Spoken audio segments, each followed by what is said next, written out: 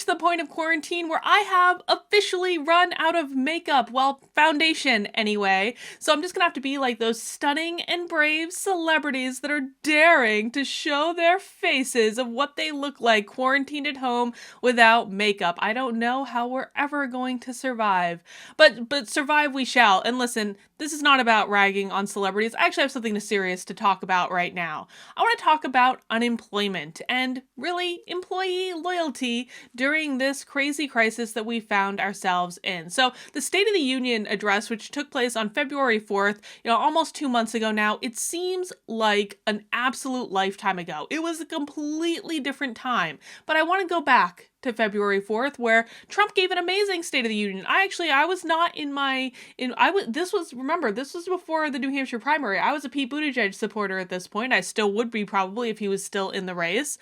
But I wasn't necessarily on the Trump train or anything. And even I noticed in the State of the Union, he opened with all of these beautiful unemployment numbers and noting how low unemployment was and how low African American unemployment was and all this stuff. And I sent out this tweet saying, if you're not happy with these employment numbers, I have to ask which is more important. The economy being strong and people having jobs, or hating Donald Trump? Would you prefer the economy fail to spite him? One of the many reasons why carrying anger does no good. And ooh, Nelly, I gotta tell you, the backlash that I got from the HR community of all places for tweeting like low unemployment is good. Oh man, they were saying things like, Carlin, don't you know that having a job is basically the same thing as being a slave? And there were like recruiters tweeting this nonsense at me. And so I would reply something like, well, if you're a recruiter and having a job is the same thing as being a slave, then doesn't that make you a member of the slave trade? Yeah, they didn't like that too much. But I was right. I was right then. Low unemployment is good. And, having a job is not like being a slave. Having a job is important. Having a job gives you a sense of purpose. It gives you a direction. It gives something you to focus your energy on. It is a good thing. I am a fan of people having jobs, and I'm an even bigger fan of organizations taking care of the people who bust their butts for them day in and day out. It is a two-way street. Well, things have changed, and of course we now have a little bit of a problem. We have a lot of people losing their jobs. This is from the New York Times. 3.3 million people in the U.S. filed for unemployment. And let's see, just 3 weeks ago, barely 200,000 people applied for jobless benefits, a historically low number. In the half century that the government has tracked applications, the most applications filed in a single week has been fewer than 700,000. And now we have 3.3 million in the last little bit here filing for unemployment. And frankly, it's going to get a lot worse. From Fortune, this is cataclysmic. The coronavirus could obliterate 5 to 6 million jobs in March alone. The job cuts from American businesses and industries like airlines and cruise lines could add 5 million to 6 million people to the unemployment line in March, according to an estimate provided by Moody's Analytics to Fortune. That would be greater than any single month for job losses in American history. It blows away more than 800,000 jobs lost in March 2009, the largest month for job losses during the 2007 to 2009 Great Recession. This is cataclysmic. I can't think of a darker world. It's Armageddon if lawmakers don't come up with support for businesses and households in the next couple of days, says Mark Zandi, chief economist of Moody's Analytics.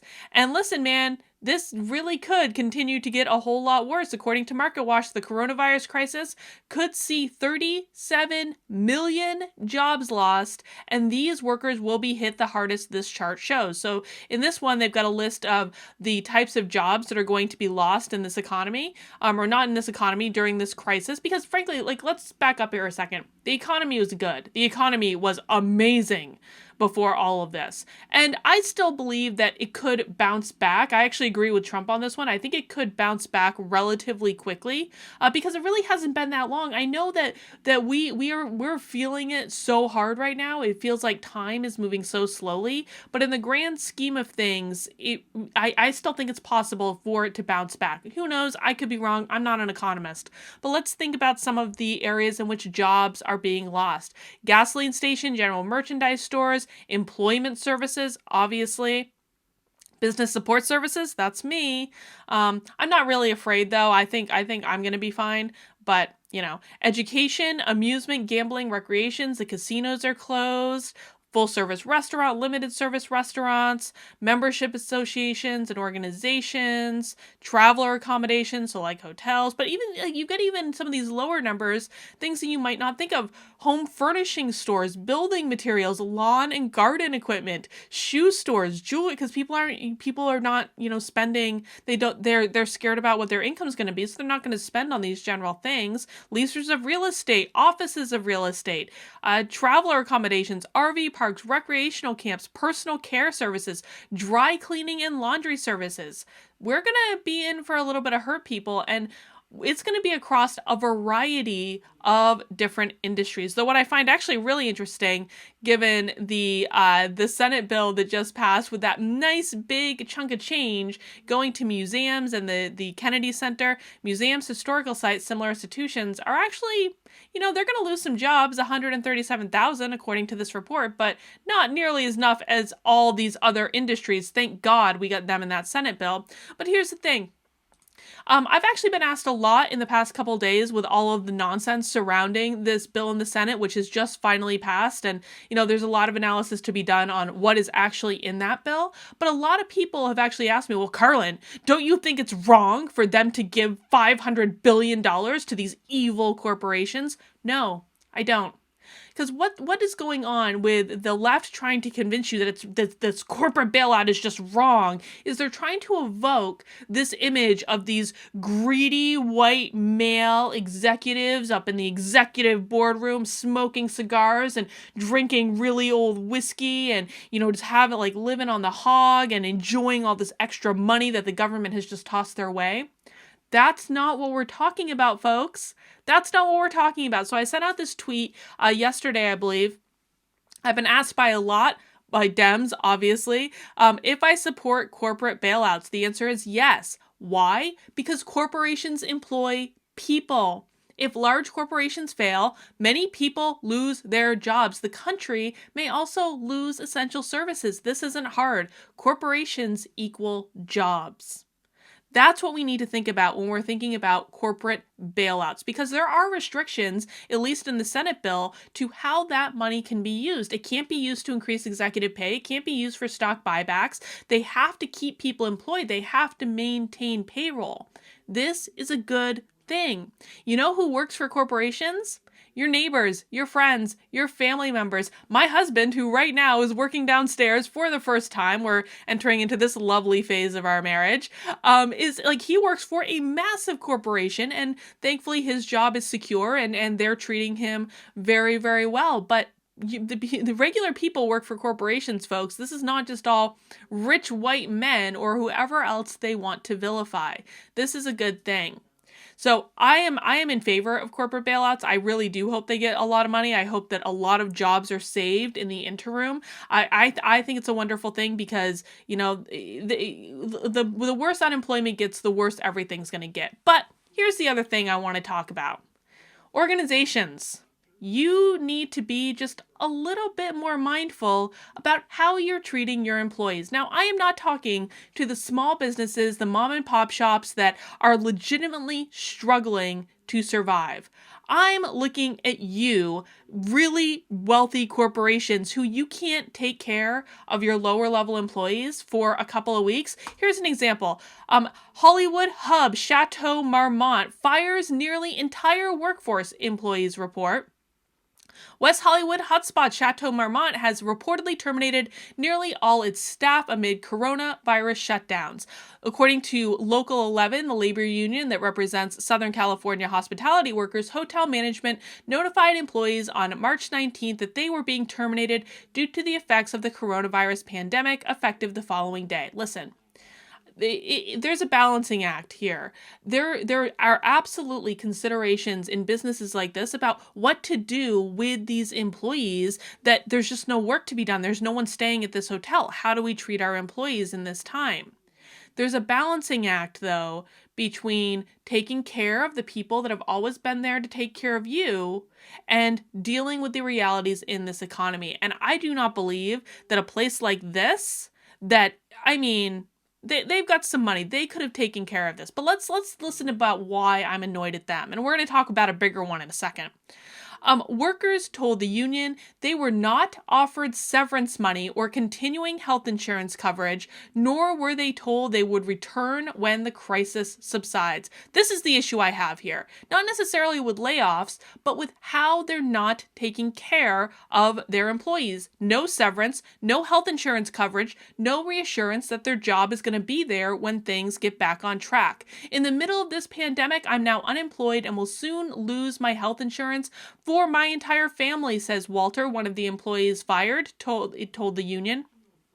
I've worked for Chateau Marmont for 23 years. It's completely unjust for the hotel to fire me and my coworkers without doing anything to keep us on our feet. I agree. And I'm going to talk about why this is going to be important.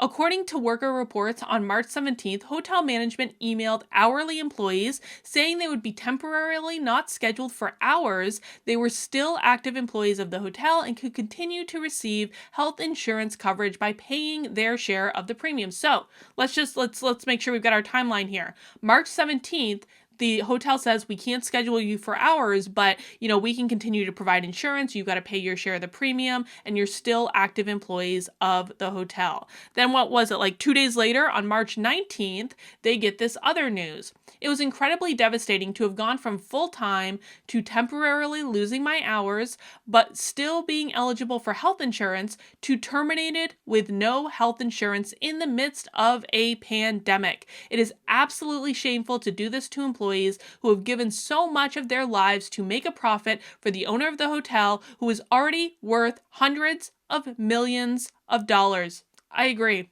Organizations, and this is, I'm addressing every industry right now. If you can take care of your employees, if you can take care of the people that have taken care of you during this crisis, step up to the plate and do the right thing.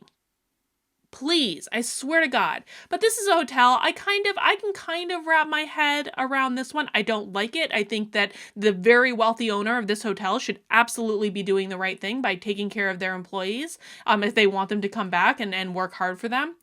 But I have an even bigger problem with you, Harvard. Harvard University. Harvard, boasting $40 billion endowment, lays off dining hall workers due to coronavirus. This is from the Free Beacon. Harvard University, which has the largest endowment of any school in the country, is cutting its subcontracted dining force workers without pay as it shuts down in response to the coronavirus pandemic. The move is drawing criticism from employment rights activists on and off campus who point to the university's $40.9 billion endowment as evidence that the school is hardly in financial straits. They also claim that the decision violates Harvard's wage equality policy, which requires the university to compensate dining hall workers in a fashion comparable to the school's directly hired employees. Harvard's diversity and inclusion staff is going to be after them, and they really should be. In this case, this is why sometimes I'm actually in favor of diversity and inclusion initiatives, because in this case, they're absolutely correct. Absolutely. Harvard could Harvard could literally fill many, many, many, many, many Olympic-sized swimming pools with the money they have in their endowment. People could like swim in that money and have a good old time, and they'd still have billions of dollars left over. These are the people that need help and support the most during this time, and you're just letting them go. It's absolutely insane. Harvard closed campus dining halls and other facilities earlier this month when it transitioned its courses online due to the outbreak. Now, some of you are saying, well, Carlin, of course they don't need dining hall workers. Like, but maybe the tuition has already been paid. We're going to talk about that one in a second. I just have a couple more quotes, though, so we can get a little bit more sense of this. University President Lawrence Baca and his wife tested positive for coronavirus. That's karma biting you, buddy. Meanwhile, Americans across the country reported waiting for test results, blah, blah, blah, whatever. But the agreement does not extend to workers who were hired as subcontractors in the campus dining halls, according to Labor and Employment Action Project at Harvard Law School. So we're talking about 275 subcontractors. This is in the Boston area, folks. Boston is like not a cheap place to live at all. Based on a local living wage assessed standard, it would cost Harvard $710,000 to provide 4 weeks of full-time paid leave for all of its subcontracted dining employees. This represents 0.001% of Harvard's endowment. $700,000 out of a $40 billion endowment. Come on. This is something that Harvard can do, and this is something that Harvard should do. There's another story, I can't pull it up on my screen because my computer went crazy just a second ago, but there's another story. MIT is actually doing something similar. They let go of all their dining hall staff, but they're paying them and taking care of them through the end of May. Thank you, MIT, for actually doing the right thing that you can afford to do. But here's why this especially annoys me. From MarketWatch, Harvard and other major universities still charging full tuition as classes go online amid coronavirus break.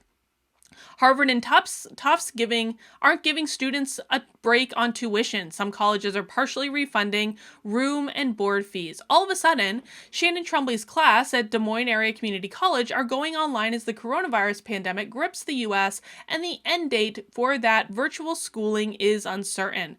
All sorts of students like Tremblay will have to adjust their college as their college turns to distance learning, but online education is tougher for Tremblay. She's a dental hygienist student, and the clinic days are part of her curriculum. It's upsetting that we are going online, but I understand why my college is taking precautions. I respect their decision to try to keep everyone safe. The status of the clinic are unclear, blah, blah, blah. Tremblay and her classmates have been wondering if they will get some tuition money back. I believe we should, but we haven't talked about it yet. She's not alone. Dozens of colleges and universities have shifted to online classes for the rest of the semester, and some have asked students to vacate their dorms to slow the spread of the coronavirus. Students like Tremblay feel that virtual learning pales in comparison to in-person class. I disagree with that. I actually always thought virtual learning was better, but whatever. But experts say they shouldn't count on getting a tuition discount just because they're being forced out of the classroom. A lot of colleges simply can't afford to give tuition refunds, says Robert, a Seton Hall University professor who studies financial access to higher education. Oh, but what's this? They don't have the extra money to do that when they are still paying their employees. But what happens, Harvard, when you fire your employees, don't give them any severance, don't give them any benefits, and you have that money freed up? Are we going to refund our tuition then? I tend to doubt it. COVID-19 has infected 137,000 people globally, blah, blah, blah, according to Friday. I'm sure those numbers are like way different now. Some schools are partially refunding room and board. Harvard, Smith, Tufts, Duke, and North Carolina say they'll refund students for unused room and board on a pro-rated basis. Harvard officials have told students the school will help those with financial buy bus, train, and plane tickets home. Okay, so they're supporting travel home. Here's the thing, though. Here's the thing. I'm not letting Harvard off the hook. So they're giving a partial refund for room and board. I worked in higher ed for 10 years, okay? So they're giving a partial refund for room and board. Do you know what room and board pays for? It pays for the dorm room that you live in, and it pays for the dining hall, mostly. I mean, there's some other stuff too, but those are the two big things. Your where you actually sleep and the food that you eat. But your tuition pays for a lot more than just your online classes. You know what tuition pays for? And it doesn't just pay for the salaries of the professors you're learning from or the classrooms you're learning in. It pays for all of the administrative bloat that exists at most colleges and universities. It also all pays for all those beautiful amenities that are that they build specifically to lure students onto the campuses with these luxury hotel-like experience. That's what your tuition pays for. Are we using any of those facilities right now amid the coronavirus outbreak? No. And they're still not refunding portions of the tuition. They're keeping that tuition money. So basically, they're getting paid for not doing a whole heck of a lot of anything. So this is why I'm not going to let Harvard off the hook for not taking care of 275 subcontractors that would cost them $700,000 because they're keeping tuition money that could absolutely go to that cause. Absolutely. This should be a no-brainer. The Harvard should be saying, and any other organization should be saying, if we can do the right thing to take care of our employees in this crisis, we will do the right thing. Listen, I was watching Tucker Carlson the other night, and he ended his show with this really heartwarming segment of this guy who owns this pizzeria in New Jersey. Dude just took out a $50,000 personal loan to take care of his staff, to make sure he's paying his staff. If that dude with that pizzeria in New Jersey can do that, then what excuse do places like Harvard have, or any major corporation who has financial reserves can do this? They're making the choice not to take care of their employees. And I want to talk about why this is important. Listen, I wrote this article for Forbes back on February 3rd, the day before the State of the Union. 64% of employees may leave their jobs in 2020. Now, obviously, all that data is now blown out the window. I mean, maybe it'll happen due to unemployment. We don't want to see that. But this was basically saying, like, the economy is good. People have options. They can leave if they want. But here is why this is important. I want to talk about not only the data from this year's study, which again, this has been thrown out the window, but I'm making a different point. In the previous year's study by the same company, Achievers, what they found is that, here, it's right here. This builds on the findings from last year's report in which Achievers concluded that while only 21% of employees were actively engaged in their job, 65% of them were resigned to stay put in their complacency. So in 2019, what this company found was that only 21% of employees were engaged in the work they were doing in their organization, but they were sticking around and kind of doing the bare minimum to get by and keeping that paycheck, all that good stuff. And then they found that this year, those employees are now going to be looking for other jobs. This was a warning sign to organizations to start taking better care of your employees. Now, the 64% number may have evaporated into thin air, but the thing of it is this, and this is what I have been preaching to organizations for the last couple of weeks now. Your employees are going to remember what you did to them, how you made them feel, if you took care of them or if you didn't during this crisis. They're going to remember. This is going to pass. We don't know exactly when, but there will be a point in which everyone is coming back to work.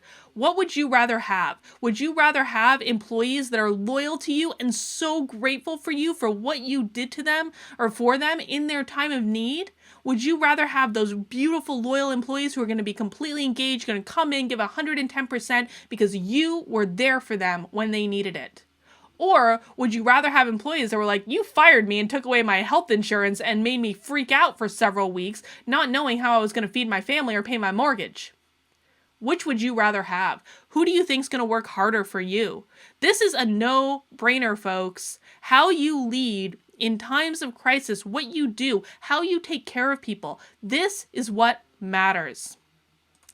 All right, that's the end of my rant for today. But listen, if you are managing a team of virtual people, work at home employees, if you want some help in really helping to generate that beautiful loyalty that I just talked about, I am actually launching a program called Leading Virtually. You can find out more information about that at zenworkplace.com. It's basically a support group for managers who really are struggling in this transition to work at home. I'll be talking a lot about how you can apply different organizational psychology techniques to make sure your employees feel safe, taken care of, appreciated, loved, make sure they're focused on the things that matter, that they're producing, and that they're engaged in their work. This program is very low cost. It's going to be about $50 per week when all is said and done. However, if you work for a nonprofit, that truly needs it, reach out to me. I will put you in the program for free. I've tried to keep costs as low as I absolutely can to make sure I'm still delivering on quality content for you all, but there is a balancing act here, and I do